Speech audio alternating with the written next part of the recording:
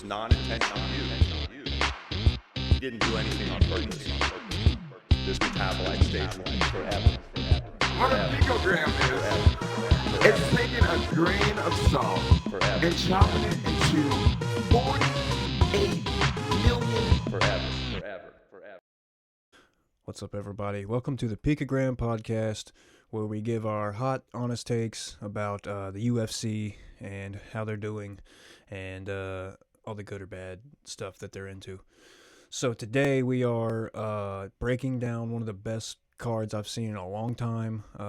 Definitely card of the year so far, maybe even card of the year all year. And that is, of course, UFC 314th, Alexander Volkanovski and Diego Lopez. What a Volkanander. Volkanander. What can you say about fucking Volkanander? But we'll get to that. We'll lead up to that. We'll build. So we're gonna start with the main prelims here. First fight: Nora Knoll versus Haley Cowan. It ended in submission. I didn't suspect much of that fight. I picked right. I picked Nora. I picked her by decision. That didn't play out that way because she submitted her. I think first round. Was it first round? Second round. Second round. So, yeah, that was a good one. Not much to say about that one. I mean, hell of an opening fight. Only one of two women fight on the fucking card, so I mean, a good opener. Better. Good opener. Yeah, I'll take it. Anything you want to add to that one? No, I mean, got into it real quick and was ended. That was like people still like sitting down on the couch kind of finish. Yeah, getting it started. Right off the beginning of It's the night. round 2, 1 minute and 52 seconds in. Yeah, what kind of choke was it again? It doesn't say, it just says submission. Well, But I think it was a rear naked. yeah, something like it. Something around the neck. Well, She had back mount and choked her, so I think it was a rear naked. all right. The next fight was Gore versus Tulio. Tulio. It's a good fight. That was a great fucking fight. That was the real first fight of the night, dude. That was a fight. I didn't know anything about Tulio.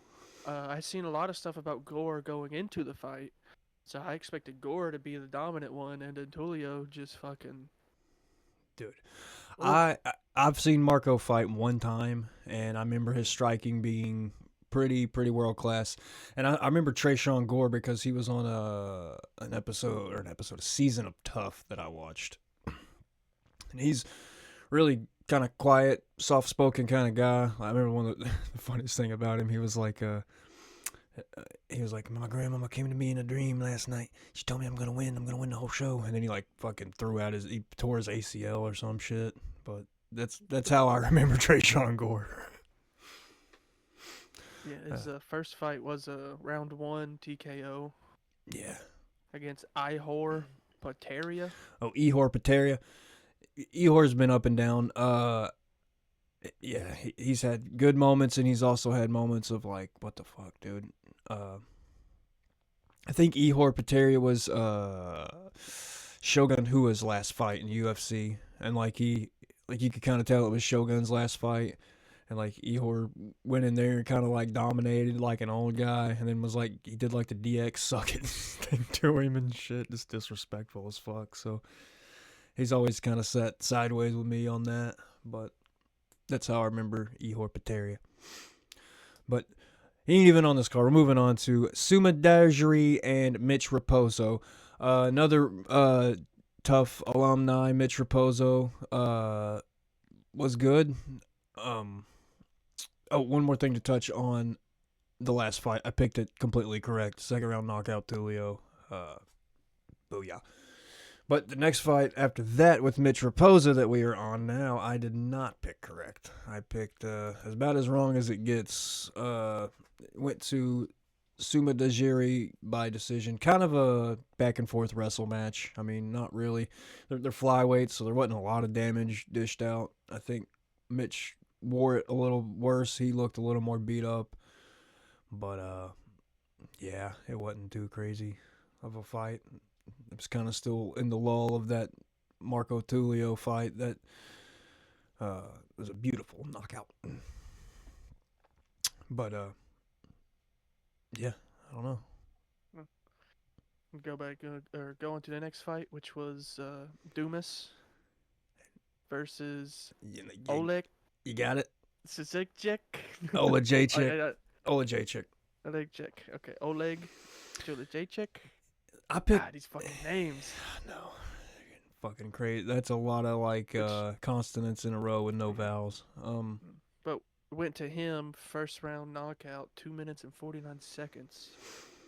That was a good fight. I knew that was gonna kind of be a pick'em fight because Olajaychuk's got some weird losses in the UFC. He's got, I think he was on like a skid for a minute, honestly. But and then Dumas is kind of like, I think he's like under 10 fights total. I'd have to look into that, but he's under 10 fights. I mean, he's kind of like a developmental fighter. He was like contender. He's got 13. 13 fights total. 13 fights. So yeah, he's fighting like a real veteran. And Olajaychuk was actually doing camp with the Fight Nerds on this fight. So that's where like he's more of a kickboxer. Dumas more of a submission artist, which Dumas can do both, but I would figure him more of a submission artist, and I think that's what I picked him as first round tap. So yeah, I would pick that one wrong. Only Jacek got it by TKO, so good on him. Probably help him keep his job, just frankly speaking. I think he was on a little bit of a skid there. But not a bad fight overall. I mean, never a bad fight when you get a knockout. So I think that that one might have been like a weird one. And oh yeah, okay. So I remember this one. Dumas was covering up with his. He was blocking all the punches. He just wasn't doing anything to like advance his position. He was on his back, shelled up, just getting fucking elbows dropped on him, getting everything dropped on him, and he was defending his head. He wasn't taking a lot of damage, but he took 15 to 20 punches unanswered. So Unannounced, yeah. So he just didn't. I don't know. It was a weird stoppage. You could have kind of fought for he could have came back. Maybe he was letting Olajaychuk tire himself out and was just trying to save his energy and not get hit, because he didn't get hit. He got up and was like, "What the fuck?" But that's kind of just how it goes sometimes.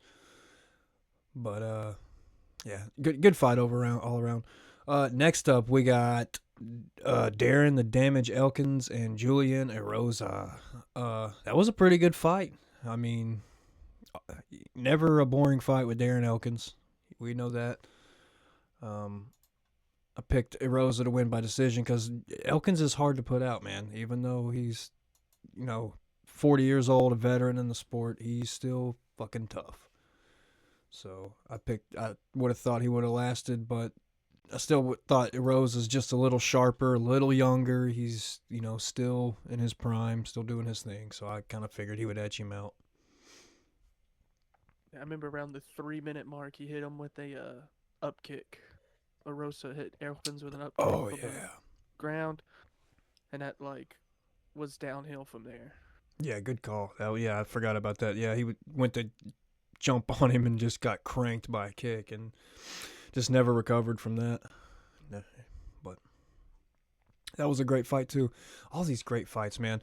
For God, the shit they've been putting on the last month, this is just such a breath of fresh air, man. Bravo. These fucking bloated fight nights that they just give us. The ones we pay money for. Yeah, I read something the other day that Dana hasn't given out a fight of the night bonus in 4 cards. Can see why. That's weird. But that's just... I mean, the only fights that's been worth a damn in these fight nights have been the main events. Not even co-mains have been good. So, I agree. It's good to have a great card. It's good to eat, as people say all the time. It is. It's good to see it. Good to see people you recognize. Yeah. Speaking of people we recognize, next fight, Jim Ooh. Miller, Chase Hooper. Man. Both of them. I mean, we kind of seen what was going to happen. I mean, we kind of knew. He just did the same thing to Clay Guida, which Jim Miller is better than Clay Guida. I'm not going to compare that, but it's just the same kind of vein of just Chase is a young, hungry lion. He's kind of the Jake Paul of the UFC right now, just beating up these old lions that's probably on their way out. Jim Miller still got it, but I mean, just like with the lightweight division, those smaller weight classes, the speed and the quick decision making is what you're gonna have, and as you get older, that shit starts to slip, and it's just the natural way of things with Jim Miller. He's still killing it, still out there making money, so he still never had a major injury. He says so. Still winning fights. And still winning fights. I mean, His last fight before that, he won. Yeah, and then he lost to Bobby Green like right before that, didn't he? Yeah. Yeah. No, he won against Damon Jackson. Damon Jackson. Yeah, I remember that. A submission first round. Damon Jackson. Almost 3 minutes in, and then lost to Bobby Green before that fight at UFC 300. Yeah. Damon Jackson was debuting his new hairline. I don't know if you remember that, but that dude got like he got a turkey hair. The Bobby Green fight, but he got a turkey hair transplant for sure. But yeah, great fight. Went to a decision, which is no surprise. Jim Miller's fucking tough, man. Like I said, it's crazy. He's his age. I mean, is he 40, 39? So, I mean, he's right at 40 years old. Just still doing the damn born thing. In 83. So he's 42 years old. 41. 41. Yeah. So yeah, that's. But he'd be 42 this year in August. Yeah. Man. Go Jim Miller, dude. That is a fucking fighter's fighter right there. Just journeyman fighter. Not even journeyman in a bad way. Like journeyman is, like made a fucking career out of it, and definitely Hall of Famer. So yeah, good fight there. I mean, still, like I said, solid card all the way up. Even the next fight, Yan Xiaonan and Verna Jandiroba. Man. Kind of, I think, I didn't go over my pick on the last one either. I picked Chase by decision and got that one right. And I picked this one right, Verna by decision, man. She's just good. When she made her debut, like, you could kind of tell she was just a tough chick, man. Like, she stood out. Like, her grappling is, probably maybe the best in that division, honestly. But yeah, I think she is making her case for a title fight, honestly. Jan just fucking fought for the belt. So, I mean, that's, right there shows, and she just dismantled her, man. I think she probably won every round. I don't know. I should probably pull up the judges' cards, but, yeah, I think she pretty much dominated every round.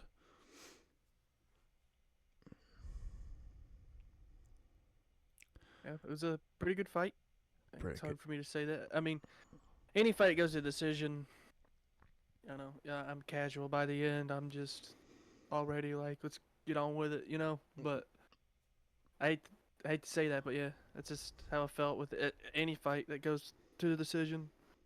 Yeah. Especially like 115-pound women. I get it. But we can go on to the next fight, like I was saying. Yeah, we'll move on. Just like that. It's Dan Ige versus Woodson. Man. Both of these. Yeah. Crazy. That was a good fight. I think people counted Dan Ige out a little bit. Let's see here.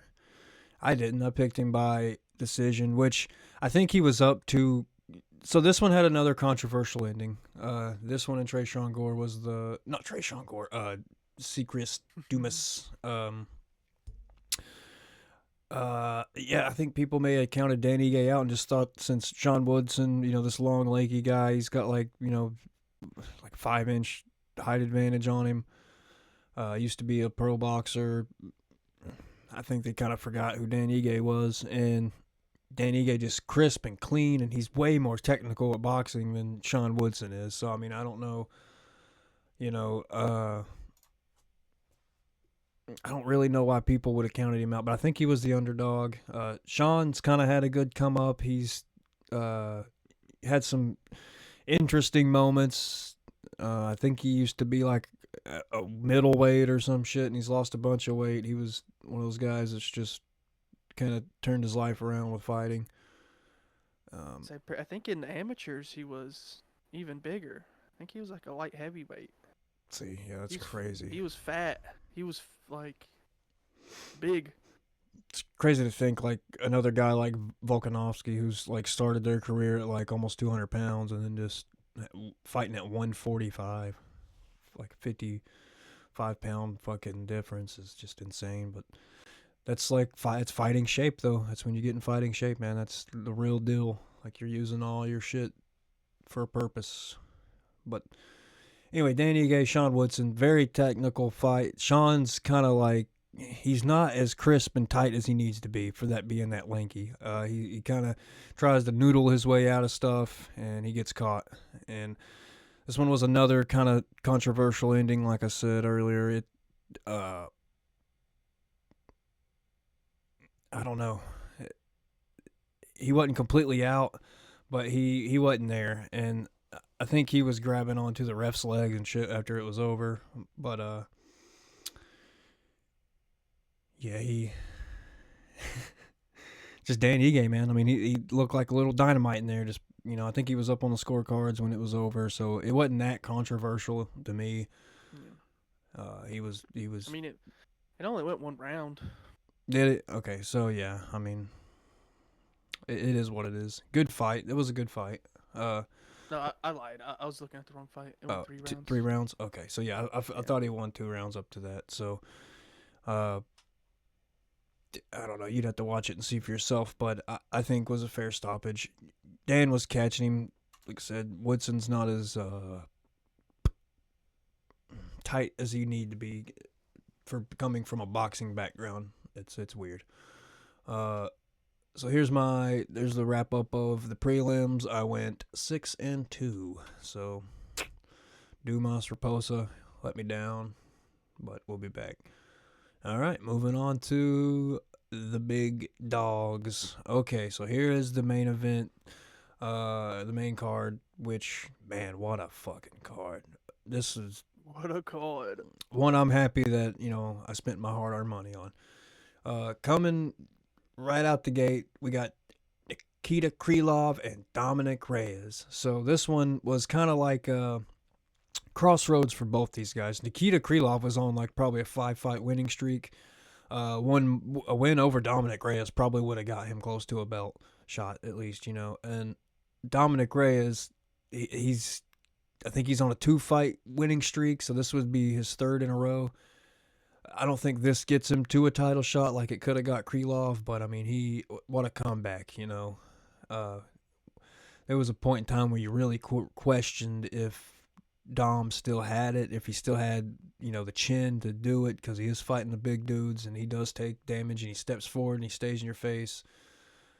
And, you know, that fighting style was starting to wear on him, you know, maybe showing shades of Johnny Walker or something. I mean, but he was losing to the best, so you can't really fault him for that. This was the fight I was looking at when I accidentally said the last fight didn't go 3 rounds. So this one went round 1, 2 minutes, 24 seconds. A weird knockout, man. He kind of like looked like he fell into him. It was one of those where he kind of fell into him and he pushed him to the ground after knocking him out. Pushed his head all crooked and stuff. It was a brutal looking, and it just started bashing on him. But, you know, classic Dominic Reyes, technical, you know, just power shots, man. Boom. Just got him. But Let's we head on to the next fight. You ready? Yep. Go ahead. Bryce Mitchell versus John Silva. Man.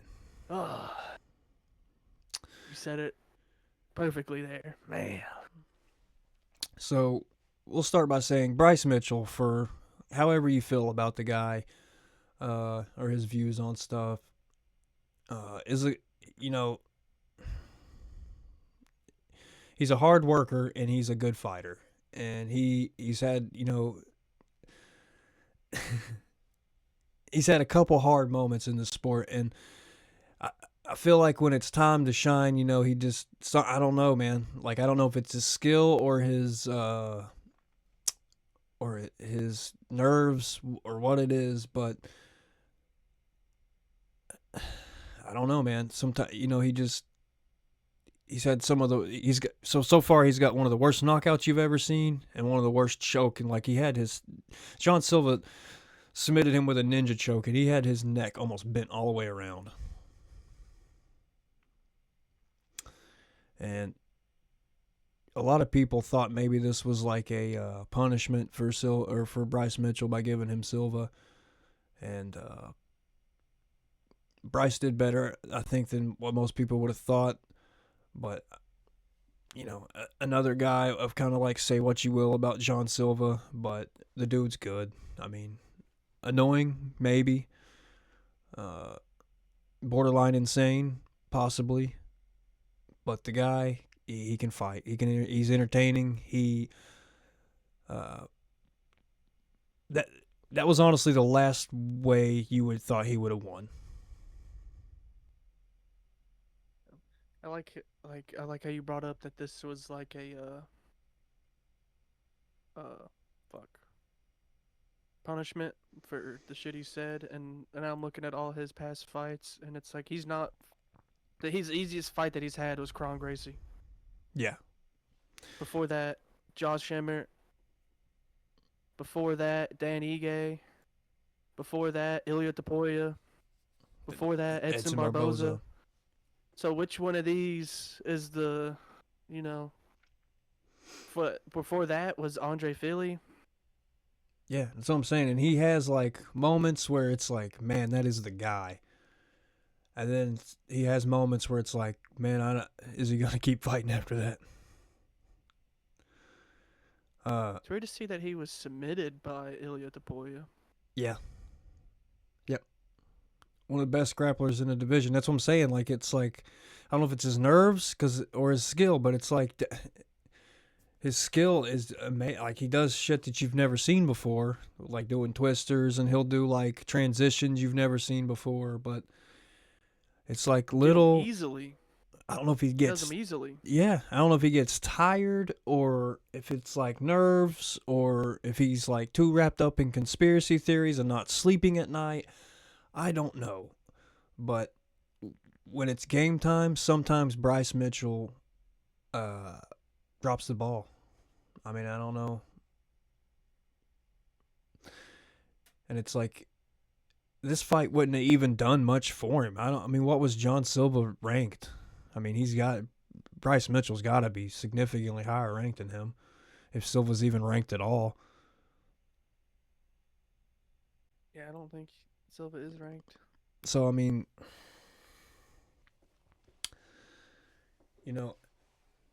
respect to Bryce for taking this fight, because John's looked good in his last couple. And then that right there was like a real coming out party for him. So he's going to get somebody good his next fight. I see him facing like a fucking, top 10 guy. Because I would imagine Bryce was a top 10 guy. I don't know. I mean, probably like, I'd say close to 10, but he's probably ranked up there. John will be taking that spot next week, so it don't even matter. But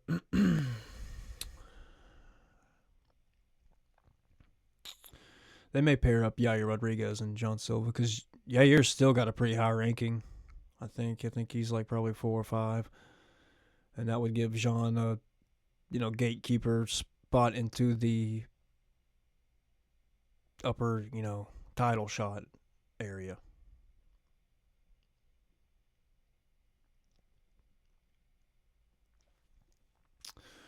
We'll go quick look at the picks here. So Bryce Mitchell was the only fight I got wrong that night. So, like, again, he's got the potential, but there's something that's not happening when it needs to happen. And I don't know what that is. But I don't know if it's him training out there by himself on the farm, or like, I didn't pay attention to who he had in his corner, so I don't know. But there's like, he could, but he don't, So we'll see. We'll see what happens with Bryce Mitchell. He could be world champion. That dude could be the world champion. but Still might be able to. still might. I mean, but is he focusing as hard as he should? Is he out there fucking raising horses and beef cattle, just grappling in his his shed? I don't know.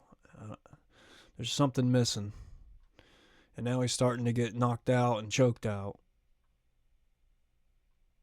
So again, he'll go back to the drawing board. He'll figure it out, or he won't. I hope the best for Bryce Mitchell. He's about insane, but a fun guy, entertaining guy. I don't dislike Bryce Mitchell. But moving on, next fight we got. This was like pretty much a fucking featherweight Grand Prix tonight, because 3 out of the 5 fights on the main card were men's featherweight. So there was a lot of moving around on this. But we have Patricio Pitbull making his UFC debut against Yair Rodriguez. Pantera. What a lackluster entrance into the UFC, right? And I mean, for something that I thought was going to be explosive on both ends, went to decision, was kind of crazy. I thought one of these was going to get a finish because of who both they are, I didn't think it was going to be a finish. I think I picked this one completely right. Yep, Yair by decision. Pitbull is getting older, man. He's not a big featherweight. Again, like I've said before, I've seen him lose to bantamweights, so he's not the biggest featherweight. He has moments where he, has one punch knockout power, but he's fighting a dude that's so elusive in Yair Rodriguez that it kind of just was never there. I don't think he really did anything significant in that fight. He probably lost all rounds. Complained about the back of the head shots for 2 rounds solid. I don't know, kind of just disappointing. And, the complete opposite of how Michael Chandler entered the UFC with fucking knocking out Dan Hooker, just booming onto the scene. He kind of just came in and complained and lost. Pretty much just, outworked by Yair Rodriguez. Got busted up a little bit. Pretty much all I remember, just 3 rounds of kind of technical knocking him down. He even got him on the ground a little bit and was beating on him on the ground. So just a just top tier level fighting from Yair Rodriguez.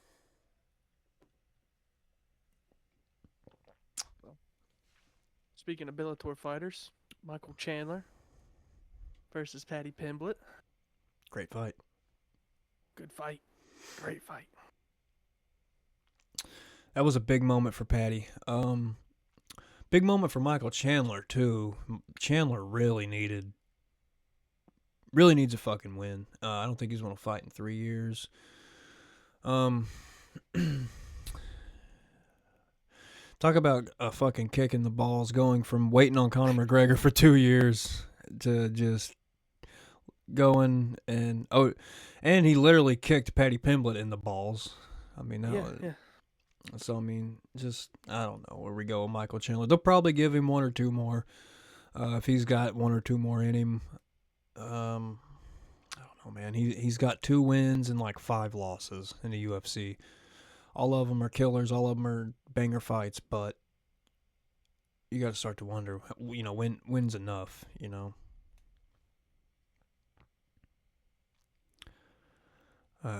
Paddy just put it on him. I mean, Paddy Pimblett looked great, dude. Now, that put Paddy close to the top. As Michael Chandler would say, he'll see you at the top. But he saw him at the top. But now he's at the top. And you got to the top through Michael Chandler.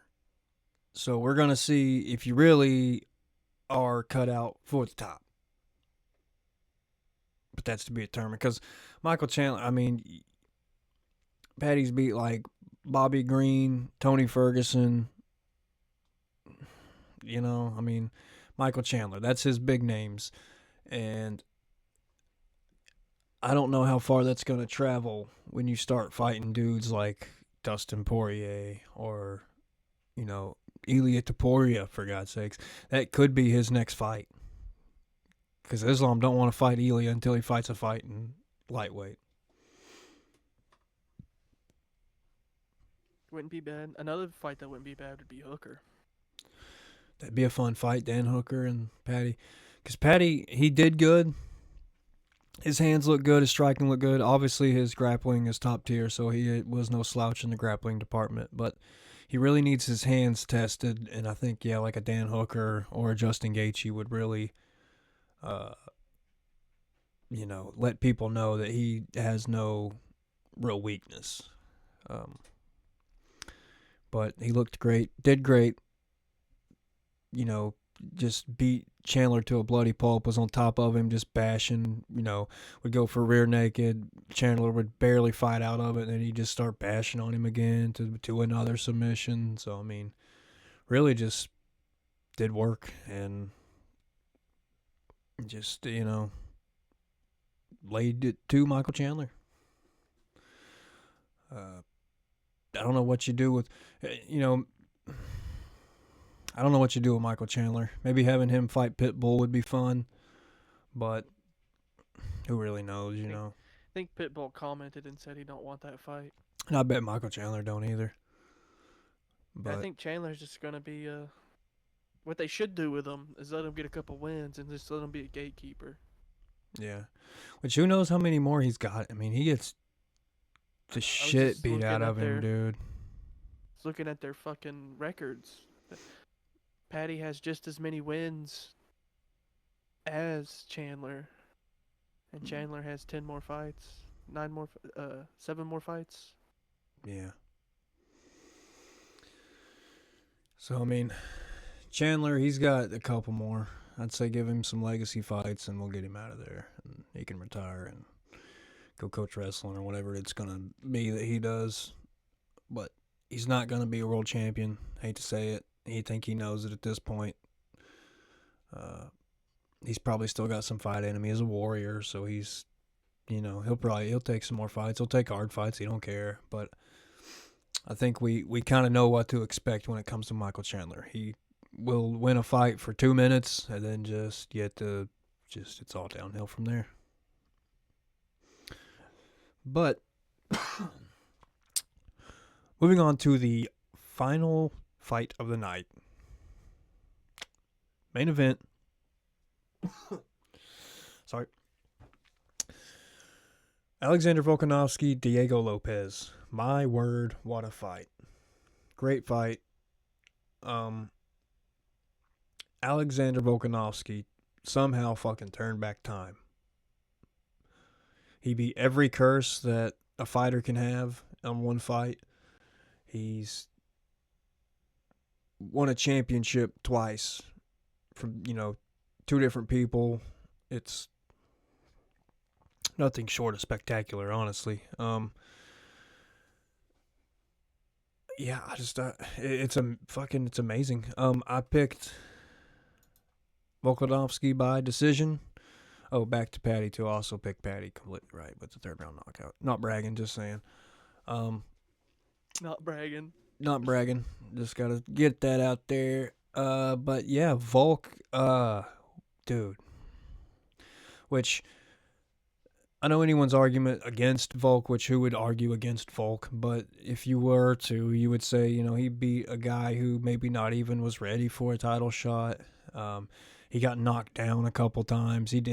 There was some moments of adversity in that fight. He took some damage. His eyes are all busted up at the end of it, but I mean, what that guy did, they're going to make a movie about this motherfucker, and it's going to be Jason Statham that plays him, and it's going to be just a fucking Rocky story for real. Because, I mean, it's crazy, dude. Like, his age, he came back looking better. I mean, like, in a movie, you wouldn't believe it. So, I mean, it's, again, he really is Alexander the Great. Respect to that fucking guy. Definitely the featherweight GOAT. If he defends the belt one more time, he beats Jose Aldo for total featherweight defenses, and he'll own that record. So hopefully he can do it and pull it off. But Yeah, man. Good on Volk. That's all I have to say. It made my night. Was just nice to see. It was fucking cool to see. One for the old guys. Say something looking at stuff here. It's crazy. Lopez has more fights. Does he? Yeah. Volk is 26-4. Lopez is, or Alexander's 27-4, and Lopez is 26-7. Damn. But Volk's, Three more fights. yeah, he's fighting Max Holloway and Ilia Topuria and Islam Makhachev twice. So I mean, even in losses, he's like you get the experience rub from him. So I mean, he's fighting the just best of the best. So I mean, I didn't think there was anything that Diego Lopez was bringing to the table that he hadn't seen in an Ilia Topuria or an Islam Makhachev or a Brian Ortega. I just didn't think he would have, anything that was going to give Volk problems. And he He did though. Well, He dropped them. I will say the inside hooks that he does, that kind of Topuria caught with him, but Volk, he's got that habit of yanking his head back, which helps him, but sometimes, I mean, that's what got him kicked in the head. But when it comes to those hooks, he's good at moving his head. So, he only got caught a couple times. He was in great shape, so he was good enough to stay conscious. Just use that jab and that leg kick, man. I mean, he's just accurate as fuck with a jab and a leg kick. He controls the fight. He, makes it his fight. Really dictates, all that shit. Took him down a couple times. Just looked good, man. Vintage fucking Volkanovski, and I couldn't be more happy. There was 11 attempted takedowns, only one. From Volk? Yeah, 11 attempted, only one happened. But, I mean, he probably didn't even care to get him to the ground because Diego might be a better jiu-jitsu. I don't know. I mean, hell, Volk trains with Craig Jones, so who knows? But he probably wasn't even really hoping to get him on the ground because he probably just wanted to open it up more opportunities to hit him and make him think he was going for a takedown. But, yeah, that's all we got for that card. Man, what a great fucking card. If you love UFC or want to get someone into UFC, that was a great card to sit down and make somebody watch. So We'll go into the next card. we'll move on to that and go, before we wrap this sumbitch up, our breakdown of the next card. This is the main card. I looked at the main or the prelims. Hell, I mean, dude, I didn't recognize half the people on there. So this Is is this a yeah. pay-per-view or a fight No, hell no, there ain't. Yeah. So this is just next. I think it's a 2 weeks fight night. So main event or main card looks good. I mean, it's got some names you'll remember. First fight, Aliskerov and Muniz will be a striking fight, so that'll be fun. I can't remember who the fuck Muniz has fought, but he's got some, good wins. Randy Rude Boy Brown, Nicholas Dalby, be another stand-up banger. Randy's huge for that weight class. Nicholas Dalby's on like a, little bit of a fight winning streak, so that'll be a good one. Michelle Pahea, always fun to watch, do backflips and, crack people. land on her head. Yep. Abismagomedov. The only knockout I know of that Sean Strickland has. That's what kind of got him the shot to the belt, was knocking this dude out. Giga Chikadze, David Onama. That's a good fight. Onama is a knockout artist, dude. Hits hard as fuck. And then we know Giga's pretty good. He's a good fucking. He's got his own signature kick, the Giga kick.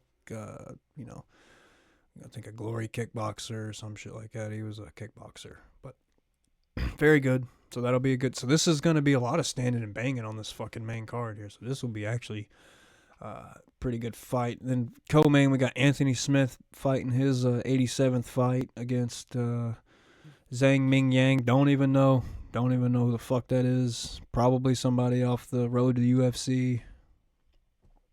He's had 2 fights. In the UFC? Both wins. Both knockouts. First round. Do you know who'd he beat? Ozzy Diaz and Brenson Ribeiro. What's Anthony don't know. What's Anthony Smith's last 2 fights look like? I know one's a loss. His last fight, Dominic Reyes. Yep. Roman Dolidze. Delize. Did he win that fight? He won that fight, didn't he? No, he lost. He lost. So Decision. Roman Dolidze is a middleweight. And then before that, lost to Khalil Roundtree, and then won against Ryan Spann. Okay. So I mean, they're putting him Lost up to Johnny there. Walker. He's up, yeah. So, but I mean, he's fighting top tier guys. So we're gonna, man, they are just fucking desperate for new blood in light heavyweight, aren't they? Throw Zhang in there. Let's see what he got.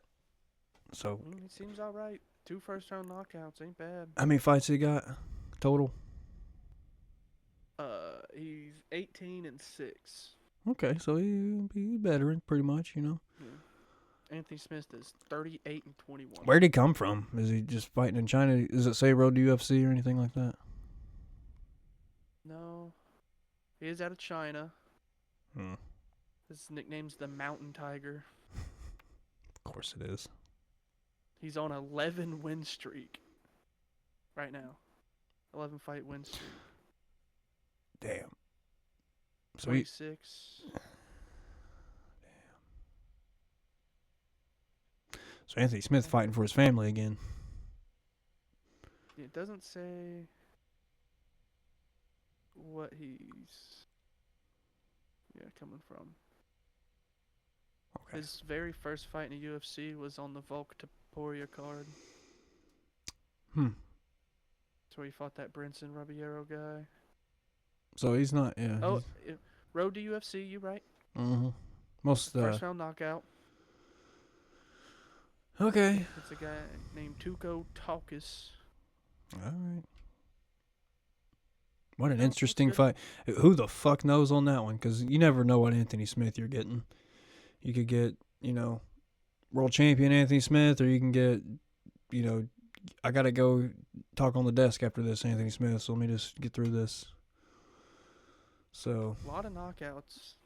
Lot of knockouts. Any submissions? Oh, yes. 2 rear naked chokes. So if he gets to the ground, he can grapple, but Anthony Smith's, good at grappling, so we'll see. An interesting fight. We'll see how that goes. He's only ever had 2 fights go out of round 2 or go into round 2, and he's lost both of those. One was a guillotine.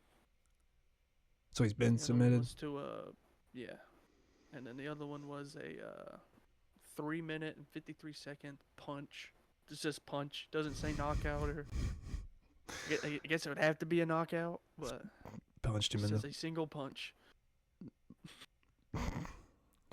elbow, tapped out.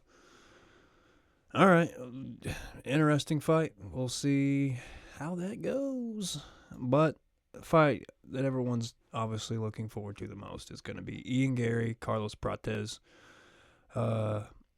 This whole fucking card's going to be a stand-up banger pretty much. Unless Gary tries to wrestle Prates, which is probably not a bad idea. Does that, that real spicy ass hip thing he does on the fucking cage. You know what I'm talking about? He presses up against people with his ass out like he's twerking on somebody. He'll do that to you, but that'll be a good fight. I mean, it'll be a lot of Ian Gary backing up and Prates chasing him. Prates don't have a lot of fights in the UFC. No, this is And probably none of his them- fourth. Is this his fourth fight? 5th, 1, 2, 3, 4, 5, 6. So this will be his sixth. So yeah, damn. The only person I know that he's beaten that I know is Magny. He was supposed to fight Jeff Neal last night, but that was canceled. Yeah. And then he got Gary in this one. Ian Gary stepped in. I mean, he got like a 5-week notice, which is kind of short, but it ain't like he's stepping in off the couch. He's probably If Ian Gary fucking from the way he talks, he should be able to go in there and fight. I mean, he Think- acts like he's the greatest person to walk the earth. So. Going off confidence, yeah, he should be fine. But that'll be a good one. Ian Gary needs that win though, dude. If he loses 2 in a row, all this talk about him being the next champion and shit's gonna go out the window. And he held his own against Shavkat, but then it came out like Shavkat was sick or had a broke hand or foot or something. Something was fucked up with Shavkat, so you got like a half-ass Shavkat, and he still pulled it out against him. But I've never looked at Gary's record. what's it look like? Decision. And then he's got 2 KOs against people I don't. Well, I know D-Rod. He's got a KO against D-Rod. That's his biggest win. His biggest win? That was D-Rod probably. That's what I'm saying is the biggest win. Michael Page. Michael Venom Page. Oh. Won by decision against Page. Won against. See, this is what gets me. Won a decision against Jeff Neal. Yeah. I mean, Now, it's Jeff Neal ain't he ain't a sucker, but he ain't gonna be champ. I don't think, you know. no, he just hits hard as fuck. He's got good technique, but he's really Jeff Neal's just a power puncher. Took him to decision. Neil Magny. 29-14. Decision. God damn. Like these ain't.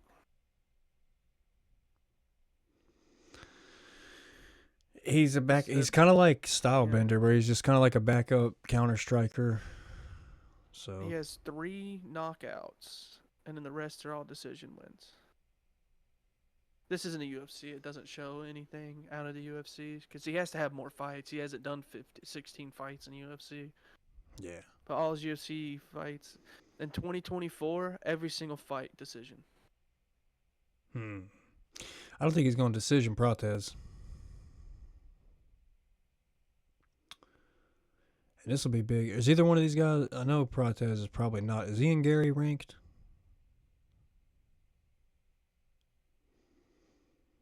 Seventh. Damn. Is Protez on there anywhere? I would imagine, right? Fucking 5 fights, 6 fights. It doesn't say. No, he's not in there, I wouldn't think. So, dude, if he does, he's breaking in top 10 right off the bat. Boom. I mean, shit, Ian Gary's... 21-6. The balls on Ian Gary you got to respect. I mean, stepping in fucking... But, I mean, you should. I mean, if you get offered to fight, and like I said, he talks like he's the fucking greatest person to walk the earth. He does do So, that. like, if he were to fucking not take the fight, it's just another reason why people would call him a cuck. Well, not if... I don't know. He could have said no and people not judge him. I mean, shit. It's fucking Carlos Protez. He's going to fight Carlos Protez on short notice. So I guess now he's got a good decision or, a good excuse to... But we'll see how that happens. I'll do my picks. If you want to follow me on there, Abricabonkers on Verdict. You can see my picks before the fight. So I didn't do too bad last time. So Okay. Carlo Protez is 13. okay, so yeah, top 15 at least. Anyway, good show. We'll go ahead and we'll wrap this thing up. Great card and good card coming up. So we'll go back and we'll talk about it. So if you want to follow me on there, Abricabonkers on Verdict. I'm Nick. That's Luke. We appreciate you listening. And until next time.